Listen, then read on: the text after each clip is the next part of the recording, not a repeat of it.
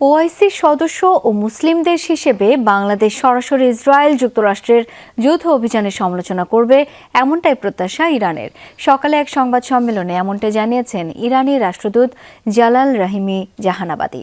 বলেন, যতক্ষণ পর্যন্ত যুক্তরাষ্ট্র শান্তির পথে আসবে না ততক্ষণ সর্বশক্তি দিয়ে যুদ্ধে লড়বে ইরান। তবে যুক্তরাষ্ট্র আলোচনায় বসলে তেহরানও রাজি। আশ্বাস দেন নিজ নাগরিকদের মতোই প্রবাসী বাংলাদেশি ও শিক্ষার্থীদের নিরাপত্তা দেয়া হচ্ছে। অপটিক্যাল ব্রাইটেনার, কালার গার্ড এবং জার্ট লক সমৃদ্ধ অ্যাডভান্স ফর্মুলায় এলো নতুন রে ডিটারজেন্ট পাউডার।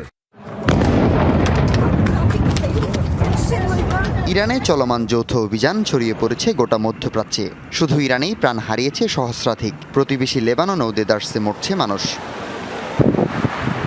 দুপুরে বাংলাদেশে নিযুক্ত ইরানের রাষ্ট্রদূত জালাল রহিমি জাহানাবাদী একটি সংবাদ সম্মেলন করেন। এ সময় ইরানের প্রতি সহমর্মিতার পাশাপাশি সর্বোচ্চ ধর্মীয় নেতা আয়াতুল্লাহ খামেনির মৃত্যুতে শোক ও সমবেদনা প্রকাশ করায় বাংলাদেশ সরকারকে জানান কৃতজ্ঞতা।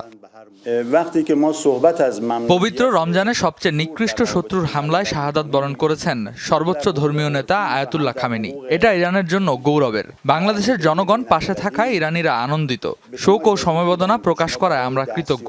তাছাড়া প্রবাসী বাংলাদেশি ও শিক্ষার্থীরা নিরাপদে আছেন। কোনো কিছুর প্রয়োজনে দূতাবাস তাদের সহযোগিতায় প্রস্তুত। বর্তমানে আত্মরক্ষায় পাল্টা হামলা করছে ইরান, যা জাতিসংঘের নীতিমালা অনুসারে আইনসঙ্গত। তবে যুক্তরাষ্ট্র ও ইসরায়েল লঙ্ঘন করেছে আন্তর্জাতিক সব নিয়মকানুন।